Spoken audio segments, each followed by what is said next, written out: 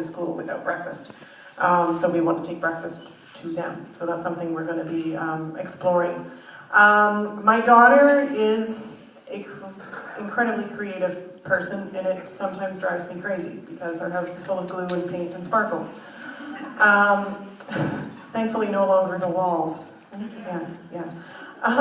But what I really want to encourage her in that, though, so we want to start a craft ministry that would happen at the same time as playtime. So we open the gates every day at 4 o'clock, and all the kids from the neighborhood pour in, and there's soccer and volleyball and all that kind of stuff.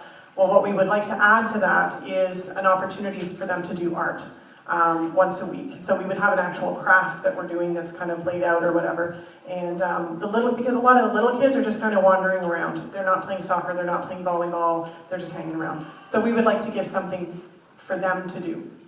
So that's something. Phil's going to talk about a couple more things.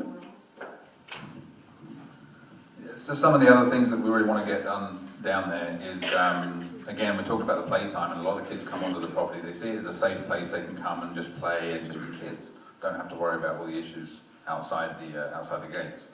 To add to that, I want to continue to expand that in by building some play structures.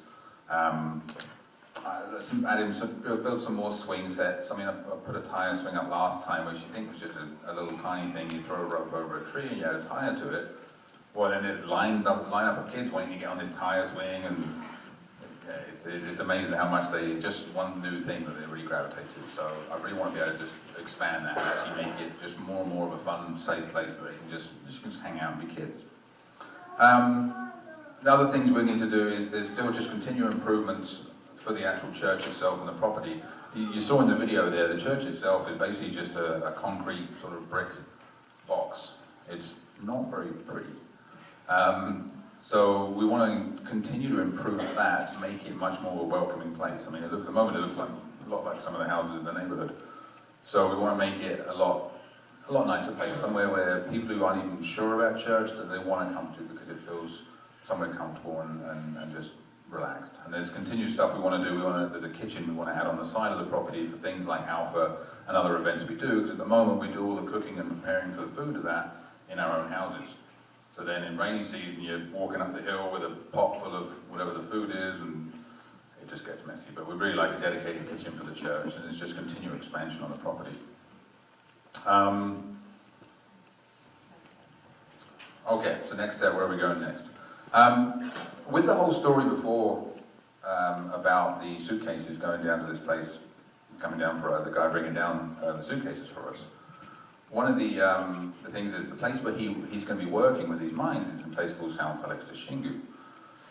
So the next slide, I think, shows that. It's kind of difficult to see. So Altamira is at the top, which is the base now where Art and Cindy are, which was the original base where Xingu started.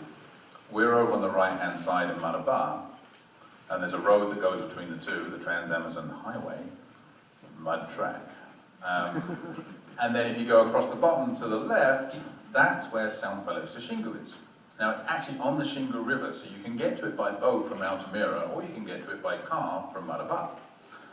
And unbeknown to us, before when we talked to this guy, we found out from Rick that he's actually already done a survey trip to São Felix de Xingu, looking at it for a possible church plant. And now we have a connection with a mining company who are very actually, it's unusual, it's a sort of environmentally friendly mining company, so they're not just destroying the place.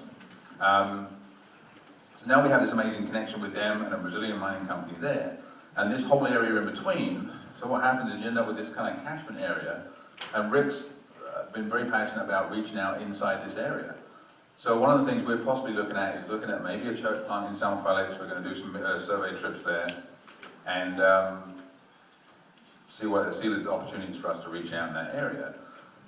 It seems interesting that the connection with this guy, and then the fact that Rick's already been looking at, and the church has already been looking at going to this area.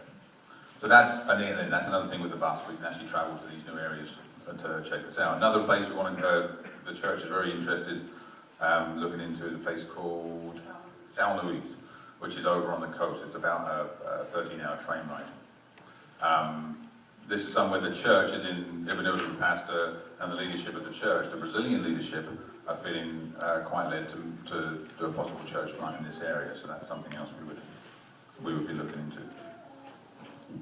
So, I have one more thing I want to say after I just go quickly a little bit through financial stuff. Oh, this is another cool thing.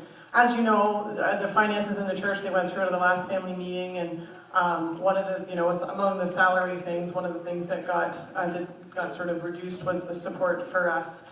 And that makes you do a little bit of a, because, we're already kind of on the line. But about a week after that, I think a friend of mine, I think it was days after actually, a friend of mine contacted me and said, listen, I want to start supporting you. And the amount she wanted to start supporting me was the amount that we had been reduced by for the church. So, bing bong, look at that, God provides. Saying that, we basically, the way the finances work is we have a buffer that we raised before we left by selling things like wedding dresses and sausages, and pies. And we've actually managed to leave that pretty much untouched. While we've been here, we were only drawing down a salary of less than what we have coming in on a monthly basis. But the way it works out is our buffer plus our monthly support, we have to draw out of the buffer every month when we're down there, gives us about $2,900 a month. For us to live down there and pay rent and all that stuff, it's about $2,400. So we really only have about $500 in ministry. And if we want to start putting legs to all these things that we want to do, we really are going to have to increase our support. And I totally trust God that He's going to do that. I am passing around a folder that has a sheet in there. Just if you're not already getting our updates, just give us your email address, mailing address, that kind of thing if you would like to be getting those. And there's also a little sheet in there that gives you all the ways that if you would like to start supporting us, how you can do that. Obviously we need partners in this, we can't do this alone. We need your prayers, and we need your participation in terms of writing to us when we cross your mind, praying for us. We would love to see a team come down in this next 2 years. That would be phenomenal, and phenomenal for you. I know when Phil first, not to scare you, but when Phil first took his first mission trip in 2006 to Guatemala, he came back on fire and saying, this is what we're supposed to be doing, and I said, I don't think so. And then one day in church, they were playing Invitation Fountain, and the words of that are, if you lead me, Lord, I will follow, right? So there I was, had my arms up. If you lead me, Lord, I'll follow you. I'll follow. And he went, really? Because I'm hearing a lot of yes, but. You gave me your yes, but there was a but at the end of that. There was a yes, but don't call me to do this or this, and don't ask me to give up this. It was conditional. And I think a lot of us have given God a conditional yes, a yes, but. And so I think today my challenge to you is, if you really want to see God working in your life, if you really want to see what He has the potential to do, you have to give Him your full yes.